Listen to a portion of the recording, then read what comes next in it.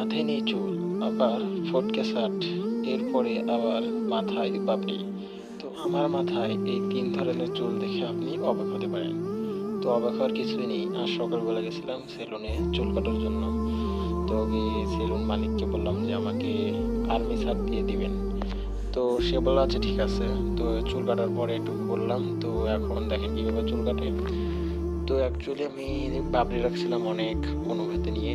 তো আর কিছুদিন পরে মাদ্রাসায় চলে যাবো, এই জন্যে আমার চুলটা ছোট করার প্রয়োজন। তো এই জন্য আর্মি শার্ট দেওয়ার জন্য বাজারে গিয়েছিলাম। তো সেলুন মালিক আমাকে চুল কেটে দিল। তো বাড়িতে এসে দেখি যে একদম বাজে কাটিং দিয়ে দিছে। তো অ্যাকচুয়ালি আমি সেলুনে আমার চুলটা ওইরকম ভালোভাবে বুঝতে পারি না যে আসলে এরকম হবে। তো বাড়িতে আসার পরে এই চুলটা একদম আমি পছন্দ করতে পারি নাই।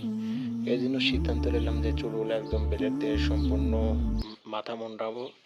আসলে হুজুরদের মাথায় এমন ধরনের কাটিং এটা আসলে শোভা পায় না।